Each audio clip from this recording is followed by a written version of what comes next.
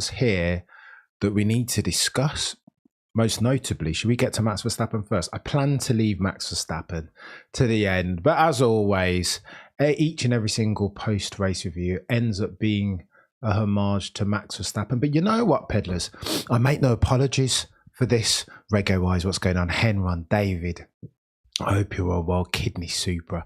I make no apologies for this. When this dude's so elegant and articulate in his sporting performance, I'm always going to talk about Max Verstappen or any one of them that's operating at this level so consistently is absolutely worthy of praise. Let me get to a couple facts and stats that the guys on the internationally syndicated broadcast Sky Sports have just read out. In 2023, Max Verstappen, at the ripe old age of 26 years old, has the most wins in a season at 19, most consecutive wins in a season at 10, most podiums in a season 21, most points 575, biggest winning championship margin 290. I mean, what more do you need to say than that? This is bonkers. Macon, absolutely daft. Oh, John, you guys are killing me, man. But this is no time for sentimentality. There are some things that we've got to talk about. Okay, rate the race first and foremost, Cameron. I will be honest with you guys. I didn't enjoy that race as much as I had done Singapore or Suzuka or Las Vegas even, which sounds like I'm being ironic, but I am not. It wasn't a great race, and it wasn't a great race because there weren't stakes there. There was half distance. There was zero uncertainty. It became very clear that Max Verstappen, it was his race to lose, and there wasn't. Okay, so you had the argument about the Vice Constructors Championship, but I mean, really, is anybody overly invested in that? I mean, maybe a little bit, but not much. Is that worth dialing in? Because listen, I've said this a gazillion and one times.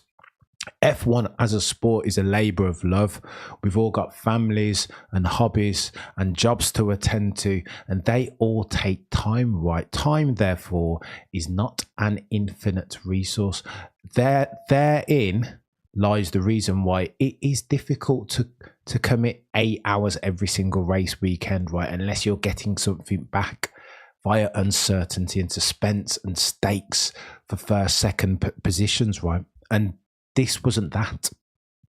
Everything was an argument for second or less, whether we're talking about in the race or the Constructors' Championship. People want racing and blood and guts for first place. And sadly, Abu Dhabi, that it was not. But you know what? The diehards, the learned F1 aficionados will argue each and every single day that not every single race weekend can be Abu Dhabi 21. Or Hungary 21, or any race in 2020. 2021 was very much an anomaly in that sense, but yet and still we still reference it and talk about it and expound on it and wax lyrically on it. It was a bit of a boring season, wasn't it, Foster Clinton? First loser is second in points, mate, said Ron Dennis. I feel like Ron Dennis bastardized that statement ever so slightly though, Clinton, I'll be honest. First is the second. Second is the first loser, is the one that I've always heard. Again, same. But it was a bit techie, I'll be honest. But there are a couple of things I want to talk about. Let's talk about it in chronological order, and I will go for 25 minutes or less because this is a brief one. Let's talk about Charles Leclerc and Max Verstappen into turn 1, turn 2. And I, more than anyone on this planet, was praying that Charles Leclerc could put, for once, Max Verstappen, the Dutchman, the three-time World Drivers' Champion, under manners into turn 1 and then turn 2, turn 3, because he had the opportunity, right? He got a decent enough start, and I feel like this goes back to the point that I keep making, that these guys, there is a level of reverence, of deference that the other 19 drivers now have towards Max Verstappen because he's set precedent.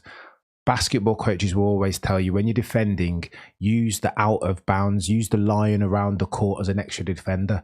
And I feel like Max Verstappen at the moment is doing something similar. He's leveraging fear and weaponizing fear and instances where people come together against the other drivers because they all know that he's more than prepared to. He will take it there. He will absolutely take it there. And some might argue that that's part of his greatness. Some will argue the inverse, that that's Max Verstappen's Achilles heel, that he has the capacity, like Senna did before him, like Schumacher did before him, to overstep the line. History doesn't rhyme in F1. History doesn't repeat in F1, sorry, but it does rhyme. And you saw all these guys do similar things. But Charles Leclerc into turn 1 and turn 2 and the corners thereafter showed, I'm not going to call it weakness. Weakness is the wrong word to characterize it. Hesitance. That's probably the best way I could put it. And these guys, those 19 other drivers, need to unshackle themselves of that again if they harbour hopes to challenge Max Verstappen, even in equal machinery in the outer years. That's the honest truth. And as much, here's where I'll defend Charles Leclerc very briefly. As much peddlers as I wanted to see Charles Leclerc put Max Verstappen under manners, just from a competitive standpoint, I think Max Verstappen fans all around the world, even though they want Max Verstappen to win, you kind of see greatness in its fullest form, in its brightest colours when challenged, right? And so, of course, you want to see Max raced by the likes of Charles and Lewis and Alonso and Lando. You want to see him challenged. And I feel like these guys aren't, they're not there yet, are they? Not quite, millimetres away. And this was a case in point with Charles. However, if I'm going to play the devil's advocate for Charles Leclerc ever so slightly, he said post-race, listen, that wasn't my race. That wasn't my race. We knew that in race pace, the bulls that are red in that RB19 were always going to run rings around us. And that's fair. Listen, I keep hearing lesser experienced F1 fans talking about, I don't care if it's not your race. What do you mean you don't care if it's not your way? What are you talking about?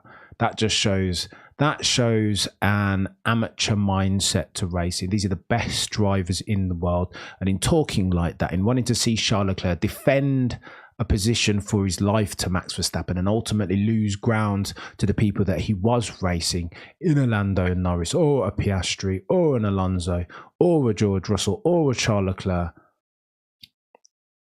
it doesn't make sense. That's not what you do as a top tier thinking man's driver. That's not the play. As much as I wanted to see entertainment and a bit of back and forth, I understand that, sadly, for all of F1 fans around the world, that wasn't Charles Leclerc's race. He knew that and he understood that, and he played his cards accordingly, and I can't hate that. As a dude that's been watching F1 a gazillion years, first season back in the 1990s with Nigel Mansell and Alain Prost, I understand that they will like it, but I don't have to like it. It's like, no, I've got no skin in this game. So Charles Leclerc ultimately cedes to Max Verstappen, and therein, that was the end of the suspense and the friction, the uncertainty as far as who's going to be a race winner. Because Max Verstappen, for a couple of laps, it looks techie, and Charles Leclerc's trying to stay within that DRS. But ultimately, that Ferrari is a tyre eater. And the deg around the Yas Marina circuit, those temperatures, is never going to be advantageous. It's never going to be low enough as far as the rate at which those tyres deg to facilitate Charles Leclerc and a challenge to Max Verstappen. It's not happening. That's the truth of the matter, sadly. Regardless of whether we like it or not, F1 can't be entertaining each and every single race. But you know what? It is what it is. That was the end of Charles Leclerc's challenge to Max Verstappen. And ultimately, the race for first place was pretty much wrapped up almost halfway through. And that's sad, isn't it? It is sad. But again, chalk it up, charge it, as the young kids say, to the game, because it is what it is and nothing isn't going to change. Go on, let's talk about Piastri's defence on George Russell, because that was shortly thereafter.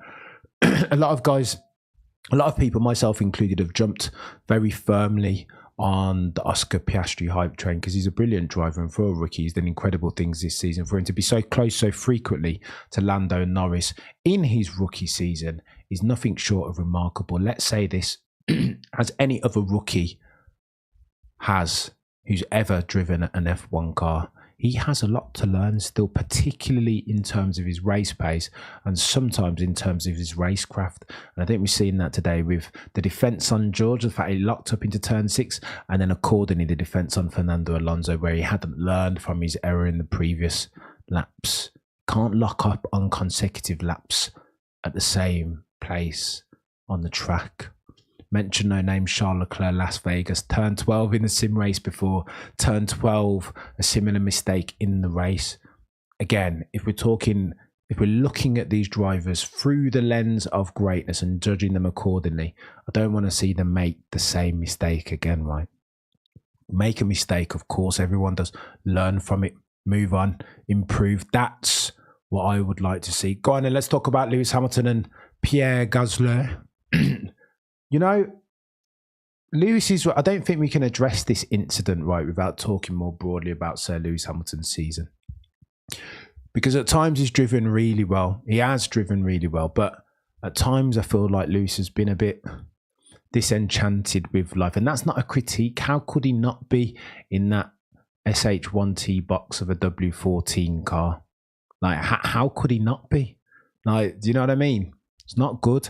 And especially when he's looking up and he feels in his heart still that at the ripe old age of 38 going on 39, that he still has it in him to challenge a Max Verstappen in equal machinery. How could Lewis Hamilton not be disheartened? And then to underscore the point, you hear bloody Toto Wolff turned from team principal to motivator over the team radio. It's like every single second almost, it's like, mate, Lewis, you are the fastest car. You are purple. Yeah, let's go, Lewis. And he was similar on George Russell a couple of last race as well, wasn't he, at Vegas? You are driving the fastest car, Joe. I'm like, well, is it really that? Is Lewis looking to really hear that from Toto Wolff? There was a point where Lewis wasn't even responding over the radio because Lewis doesn't want to hear that. 7-time champion. What, you think the dude needs the world to hear his team principal motivating him? I don't know, Toto. And Toto talks after the race and starts talking again about, he looks into the camera, by the way, which I found a bit creepy, and implores Mercedes fans all around the world to keep the faith, to still believe. Not this Mercedes fan. Honestly, you need to show me something. Nasser says, I don't think Alonso is over Lewis. He never will be. You know what? I will talk to Lewis, Nasser, very quickly. Oh, Toto. He is a bit tone deaf at the moment, is Toto. When he said believe, I was like, well, show me something using which I can believe. Like, do you know what I mean? Faith is belief without evidence, and I'm not looking to play that game. You have to show me something. If you've been flagging and making dodgy decisions and just dropping the ball at each and every single turn for the past 24 months, as the Brackley and Brixworth outfit, the Silver Arrows, Mercedes AMG Patron, like, nah, man, you got to show me something before I start to believe. I need to see a car. I need to see them test well. I need to see them start moving like the Mercedes of old. And yeah, and still, I know pit stops isn't the be all and end all. And that's, listen, they finished second in the Constructors' Championship, which is no mean feat. But yeah, and still, I don't know. It's not good enough, is it really? Let's be honest. As a Mercedes fan, as a fan of Lewis Hamilton, what I'm seeing from them, 3.4 seconds with a pit stop again. And you're asking me, Toto Wolff, to believe. And you can't even do a set of pit stops for one race all season without the first number saying 3. You can't do like a set of pit stops that are all two. Nah, mate, I'm not having it. I am not having it. It's techie. Lap 19, we get an overtake. So it comes to pass that Carlos Sainz has the opportunity to help his teammate Charles Leclerc and do some holding up of Max Verstappen.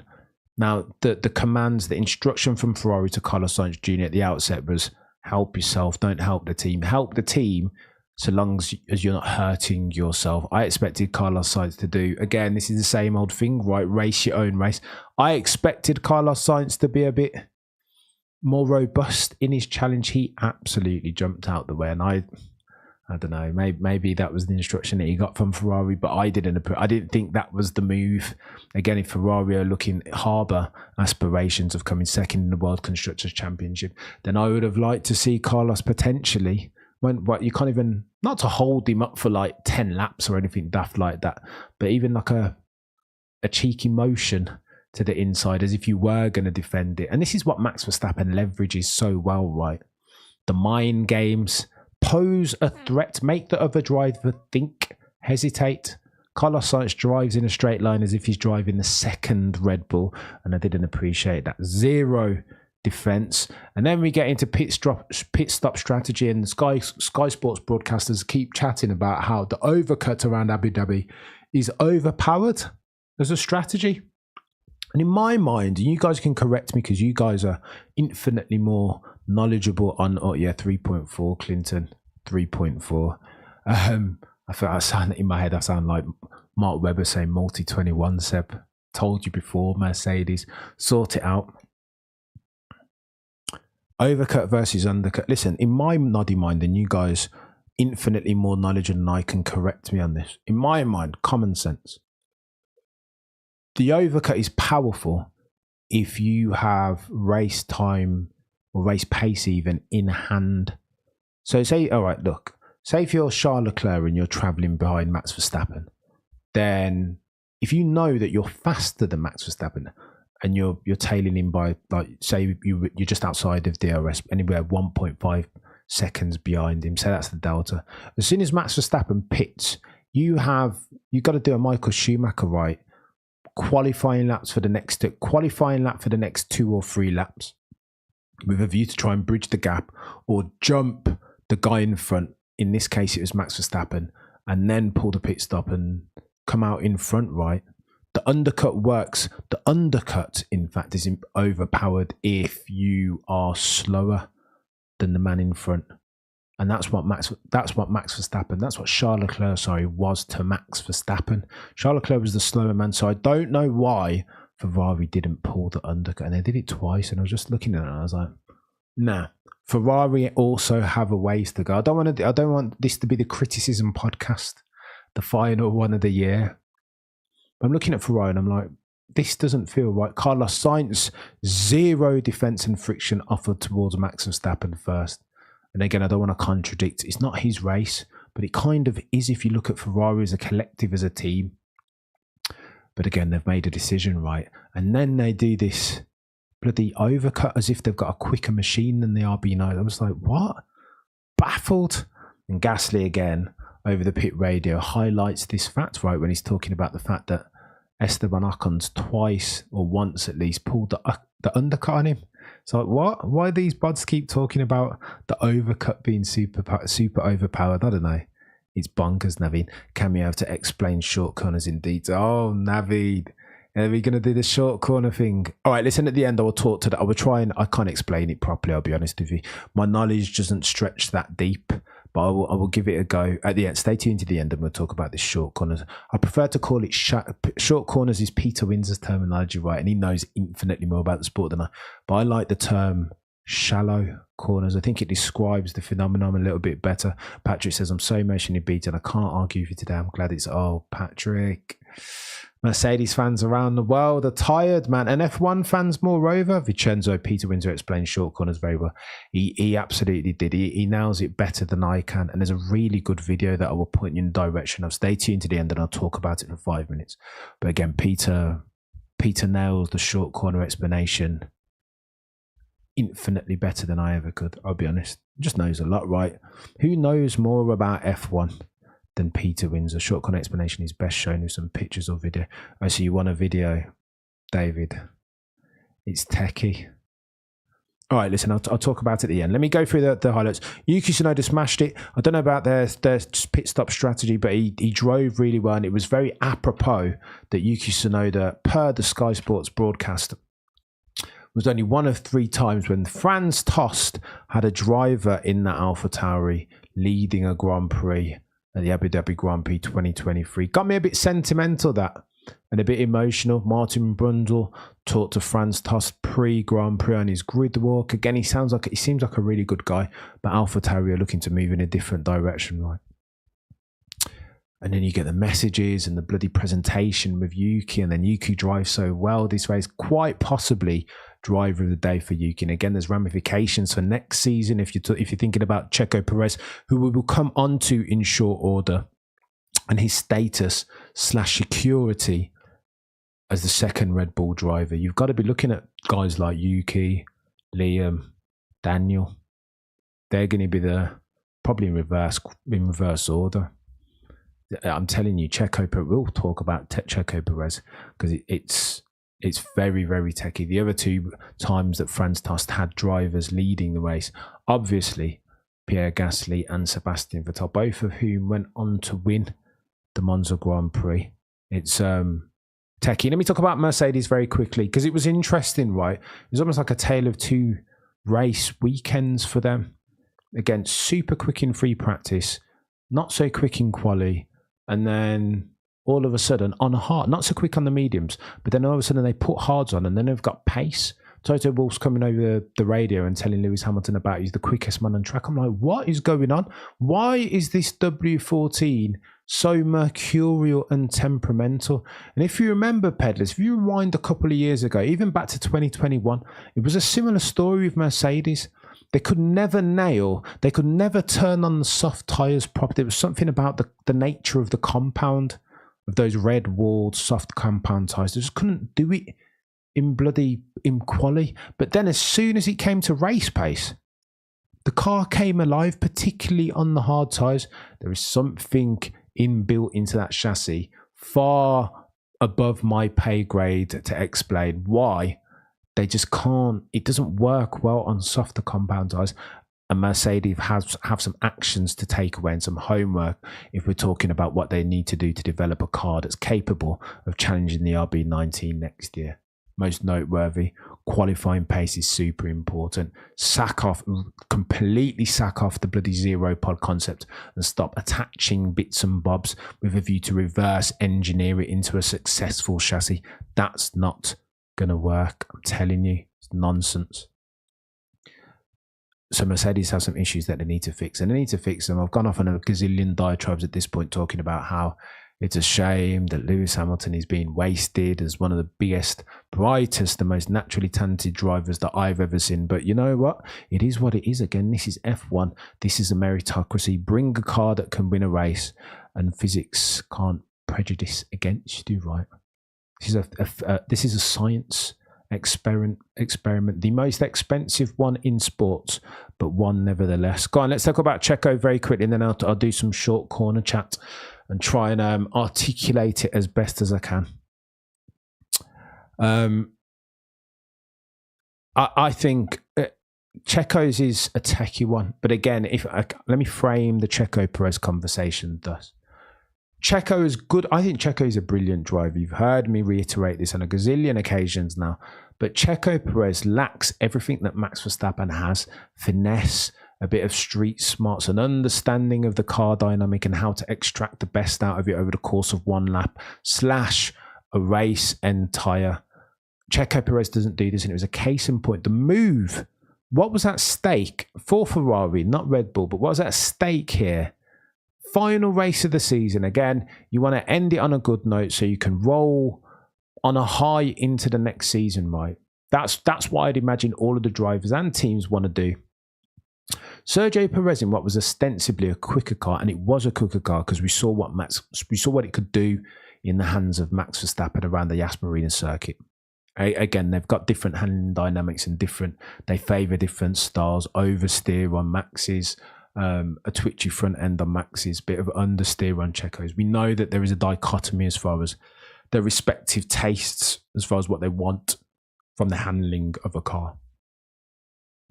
But there is a way to overtake a slower car, right? That Lando Norris thing was so bloody clumsy.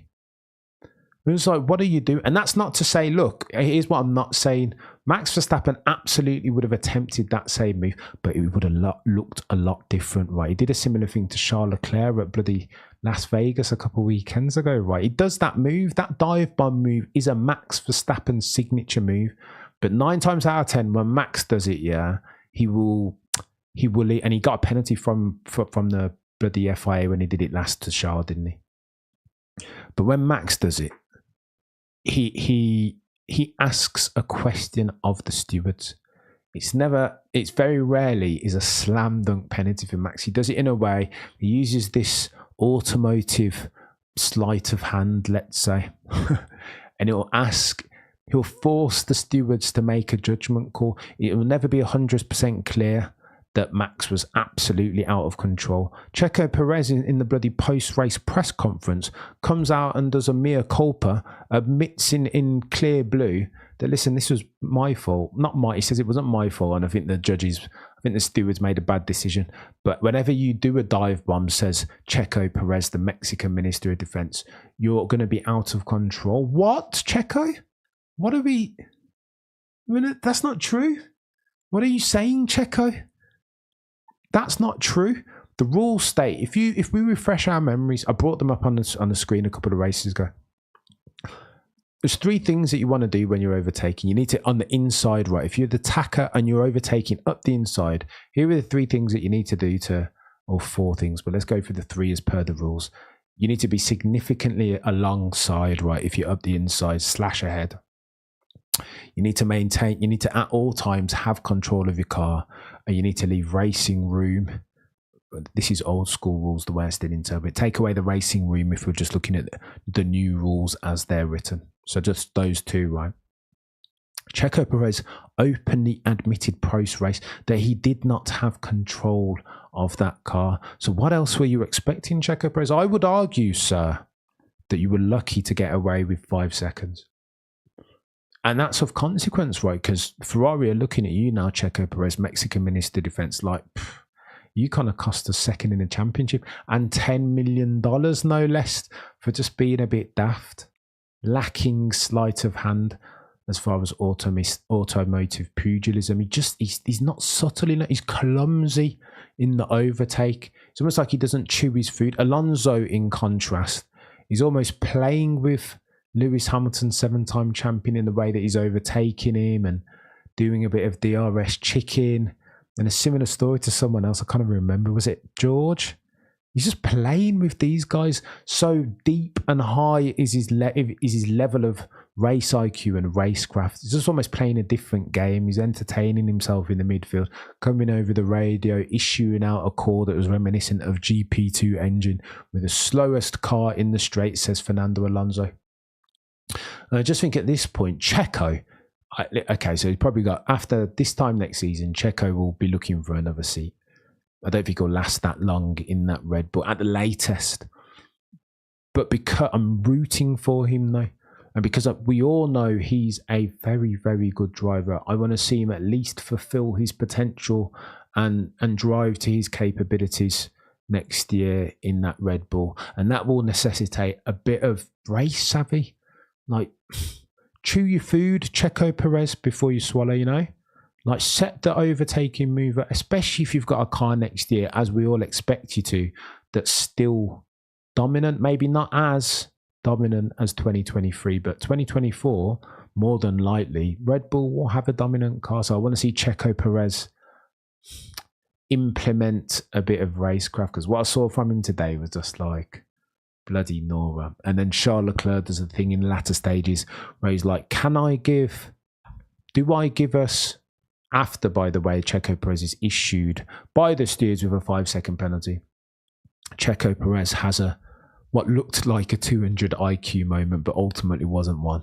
Shall I give up the place to Checo and try and hold up George? Well, the techie one there is that if Charles Leclerc, the delta between Leclerc and Perez was more than 5 seconds, Charles Leclerc stood to lose more points than he would gain for Ferrari, right? It's techie.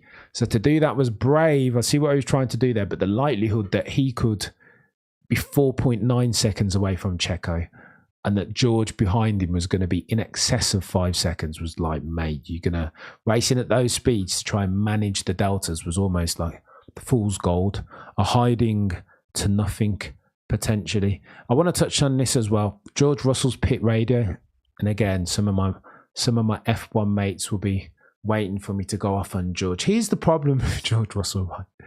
There were two pit radio messages, one from Max Verstappen and one from George Russell, and they were just in stark contrast. Max is driving. Listen, we've read out the records already. I'm going to read them out again.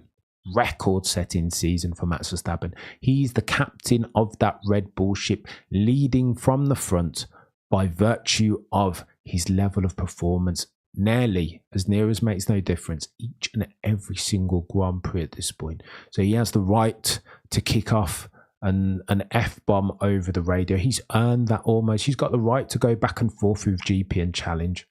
George Russell, on the other hand, has not this season earned that right. He's not the captain of the Mercedes. Of course, he harbours aspirations to be at one point. He will be over the next, in the medium to long term. George Russell, King George Russell, first of his name, of Kings Lynn, Norfolk. He's absolutely the man to take that team forward in the medium to long term. But for now, in the here and now, let's be honest, peddlers, that is Lewis Hamilton's team. As per the performance in the championship this season, in a car that's still subpar overall. So, I say that to say, when George Russell comes over the radio and starts questioning explicitly Lewis Hamilton's performance, where is Lewis? Like, what's going on between us and Ferrari in the constructors? I was like, mate, like, do you even remember? George, Singapore, listen, if Mercedes bottled this and lost second place in the championship to Ferrari, it wouldn't be because Lewis Hamilton had a bit of a sleeper weekend. Check out your performance at Singapore, mate, when you had 18 points in the bag, but risked it all for an additional 7 and ended up DNFing. That's what I'm not going to do, the availability heuristic thing and just remember the most recent instance as far as my explanation of causality. That's not true. Not having that from George. So again, if George is a brilliant driver, by the way, and an absolute killer, super clinical. He will be a champion one day in the not too distant future. Absolutely. If George, though, in the court of public opinion, just never came over the radio, never tried to switch a strategy and just was contrarian at each and every single turn, never questioned Lewis's performance over the radio or tried to do the captain hook thing that he's the steerer of this ship, the good ship Mercedes, people wouldn't dislike him, right? If he never ever talked over the radio. I think the world would love George Russell because I think genuinely he's a nice guy. He gets the game and he's a brilliant driver and he's a good guy ostensibly. Like, not a bad guy. You know what I mean? He's not skullduggerous. Like, I don't think that's George Russell at all. By no means. However, the messages over the radio smack of a young driver who misreads their place in the team. When you've got a 7-time champion in Sir Lewis Hamilton, a guy who's crossed over to the mainstream and done bits for Mercedes as far as their sales of road vehicles, like, it's different. It is different. So I just feel like George, at this stage, he will be that one day. And I understand that he's optimizing for his race weekend each and every single time. But that had nothing. His message, 2 messages. The one where he wanted to potentially discuss doing a one-stopper, which was never going to happen, George. Super contrarian for no reason. And the second being the question around Lewis. Get your head down per the message that came back over the radio, George. Get your head down and mind for your own race. Mind your own business, chap. Surely, as much as I love George Russell, there is a time and a place for that sort of stuff. And when I hear him saying that, I'm just like, George, like, mind your own business, bro. Like, why have you even got, like, haven't you got a race to drive? Like, what's it matter? Try and overtake the body in front of you, right? Try and catch Charles Leclerc. Why don't you? Why don't you focus on that instead of talking about where are we in the constructors as if you're not Toto Wolff, George. And I think that's why a lot of the fan base and Lewis Hamilton fans in particular will be looking at that and be like, oh my God, George, again. You're almost trying to like outrank Lewis Hamilton. It's the best way I can put it. And that's not It's never going to go down well, is it? 110 of you watching concurrently. Do me a favour and smash the like. If you haven't already, Clinton, the legend, says Red Bull will dominate more. Wind tunnel penalties are over now. Go on, and I'll talk about that. Will we talk about that very quickly? I'm not even going to predict the future. Guess my crystal ball is as murky as the next man. Will Lewis P3, George P8. What are we even talking about, peddlers? You see, there is the context that I failed to institute into the discourse, Will.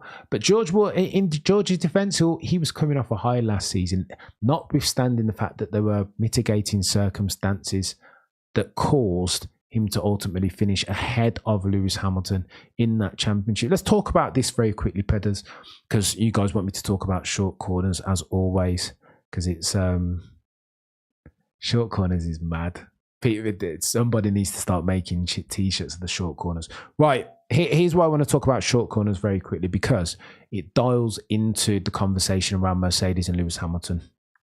Brilliant article by Mark Hughes all over the internet talking about the difference between Max Verstappen's driving style, the driving style that he prefers, and the driving style of Lewis Hamilton. The reason why George was able to beat Lewis, there's a couple different reasons, right? I think George... All right, let's pass them out. Why did George beat Lewis last season in the championship? Firstly, I think George is very... he's got that... I don't want to say Alonso race brain. I think he was almost like Red Bull in 2021, in that it was the underdog and there was no downside to him playing a joker, right? You see the way he commands the contrarian strategy play. Like, when you've got nothing to lose, when you're the new guy in the team against the 7-time world champion in Sir Lewis Hamilton, you've got nothing to lose, have you? Like, call the contrarian move, like, okay, so I'm going to come in and pit for this set of soft tyres or whatever he did in Zandvoort that time. Like, he doesn't care, like, he's got... He was driving without fear. His upside was limitless and his downside was capped, because he was playing with house money, wasn't he? He was the brand new guy coming into the team and nobody expected him to even live with Lewis Hamilton. So why not play a contrarian strategy? Add to that this. When you have a W14, we've talked about this ad infinitum, but I will leave. This is one of my final points, but Liz, I'm going to go and enjoy a Sunday and be a father and a husband for once in your life, Cameron. Avoid and divorce, peddlers, always. That W14, there are a couple... Okay, Red Bull have, as far as their setup, they've played... I don't want to say they've played away from Checo Perez deliberately, but they understand two things. The quickest way that a car goes around a circuit under the rules and regs in 2023, November of. Plus, they also understand that they have a driver who can outdrive almost any one of those other 19 drivers on the grid if you give him a car that's A, fast, and B, that speaks to the way that he likes to drive a car, being a front end that's super twitchy and a rear end that he can play with. So dexterous and nuanced and colourful is Max Verstappen's feel for a car's track limits. That's the best way that he can nail the car right. Lewis Hamilton, on the other hand, has a bit of a different style. I'm not saying that I don't think he likes it as twitchy on the nose, but he weaponizes a car that's stable at the rear, that's very predictable. Do you remember a couple of years ago, Danny Rickard in McLaren? It just had it. He had real difficulty because he couldn't predict the handling dynamic of the car. At one turn, he'd get there and the brakes would handle a certain way and the dynamic would be understeery. And then the next one on the apex, it would be oversteery. So Danny Rick is very similar in that sense, in that he weaponizes a car that's stable, that he can, a car whose handling dynamic and characteristics he can predict each and every single time. I think Lewis is quite similar in that sense, especially as far as the rear stability of the car. So here's where Mark Hughes says that Lewis and again, you'll talk to different people. My guy, pseudo Cameron F1 mentor Peter Windsor will say differently. But here's what Mark Hughes says in his article. Where Max Verstappen is different from the rest of the drivers, and this isn't in fast corners, exclude your most frequently occurring turns, like again, Eau Rouge and Radillon at Spa, Maggots and Beckett Silverstone, not those quick 130R. We're not talking about that, because around those corners, it's all about the geometric racing line. The old adage of the Izors, the talk, try and straight line your corners, right? You're trying to make each and every single one of these, not the slow corners, sorry, only the fast corners. If it's a fast corner, you want to make sure you're lined through the turn by hitting the apex of the right point and nailing your braking zones and turning in at the right point. You want to try and make the corner, the angle of turn, you want to try and make it as straight as possible. Hence why it's so important that you nail your braking zone and turn in at the right time, all with a view to straight line the turn as far as possible. Could move my Max explaining. He's got his racing hands up. Here's where Max is a bit different on slow corners. So if you think turn 5 at Yas Marina, Abu Dhabi circuit, if you think turn 6 and turn 7, very similar, right? Here's what Max Verstappen is doing. Max Verstappen is trying to make... There's a couple of things. This is really technical. You're right, guys. I might need to get the bloody the slides up. I'll do another video. We've got 90 something days to talk about this. Right. Here's what Max Verstappen is doing. Right. In those short corners, he's taking them. He's not doing the straight line thing. He's not trying to make the corner, the angle of the corner, as big as possible. What Max is doing, is able to do, is take a shallower line. So normally you would take one of these. Let me get my Max explaining hands. If this is the corner, you take it as wide as possible, right? To make it, you want to straight line it as far as possible. What Max is able to do is in Peter's words, shorten the corner, right? So that has a couple of different advantages. First, he's traveling less distance. Secondly, because of the way he's trail braking. So, okay, let me try and explain it this way. And this is you guys have to fact check me on this. When you're in a road car, if you think when you're on the brakes, the load of the car goes forward, right? If you try and brake, if you try and turn when there is most braking load in the nose of the car, you just go straight on, right? So he's managing the load of the car to oversteer it. Hence why he's able to take this shallower line. These other guys who are taking this geometric line aren't doing this black magic thing of manipulating oversteer through trail braking and managing the load of the car on turning. It's a very difficult thing, and it's risky because you could easily spin out the car each and every single time. That's, in a nutshell, that's what Max is doing. I think that's what Peter means by short cornering. Ultimately, on those hairpin turns only, couple advantages. He's taking a shorter distance than the rest first, and then he's able, because of his oversteer, because of the way he's manipulating the brakes and the load of the car and all this other stuff that I don't 100% understand, he's able to get on the throttle sooner than the rest. That's why you'll see him on like the straight after turn 6, nailing it like two tenths quicker than the rest. And of course, that car is very fast in the straight line, owing to its aerodynamic efficiency. Where Lewis is a bit different is that he relies upon a stable rear end, hence the reference at the outset, right? What doesn't he have, peddlers, in this W14 car? What has he never had for the past 24 months? What has he complained about incessantly over the past 24 months when we're looking at that Mercedes design philosophy? A dodgy rear end, particularly on turning, particularly at the apex. It's not something that he can rely upon. You saw him in free practice. What was he moaning for? This Grand Prix, even as recently as... What Lewis Hamilton didn't have this race weekend was a rear, especially in free practice, maybe not so much on the hards during the race. It felt like the car was coming to him. But what Lewis didn't have is what he needs most to be the Lewis Hamilton that's one of the quickest drivers that we've ever seen get behind a wheel and put on a pair of Nomex. A stable rear end that he can depend upon. Hence why you see him always talking about he wants to move the seat backwards, right? So he can leverage this strength. Therein lies, that's the dilemma. And that's why people are saying that, and many aficionados are saying that if Mercedes want to optimize for their chances of winning a World Drivers' Championship and the Constructors next year, that their line of development and their design philosophy needs to go very clearly in that direction. You have one of the greatest drivers, if not the greatest, to ever do it in Sir Lewis Hamilton. Give him what he needs. Just give him what he needs. Like, make him happy. Give him what he needs. And that's why Peter will always say, and I think he's onto something, that if you have, quote, if you have a Lewis Hamilton in the car, then you don't put a terrorist of a driver, a super attacking driver.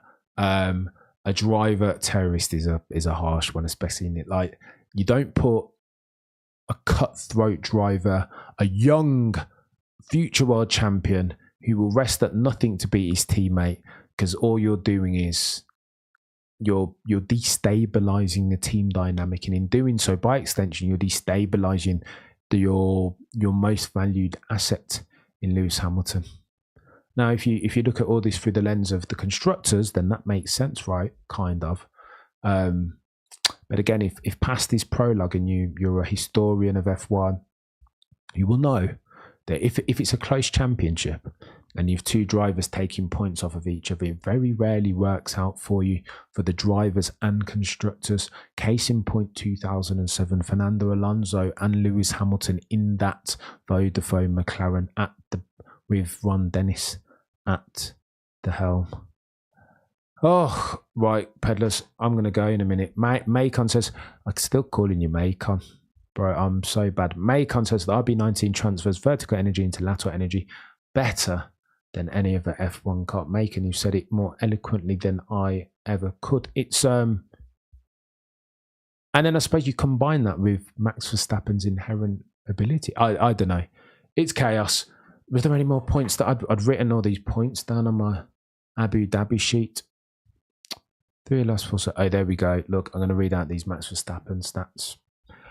Because again, they will call me a Max Verstappen still, yeah, but anybody that can't respect, anybody that allows their bias, their anti-Max Verstappen bias to obfuscate what we're seeing here, then I think it's disingenuous, peddlers. Look, here we are. And this is a bit of a travesty for Charles Leclerc. So Charles, I want to say, Charles is winless in 3 of the last 4 seasons.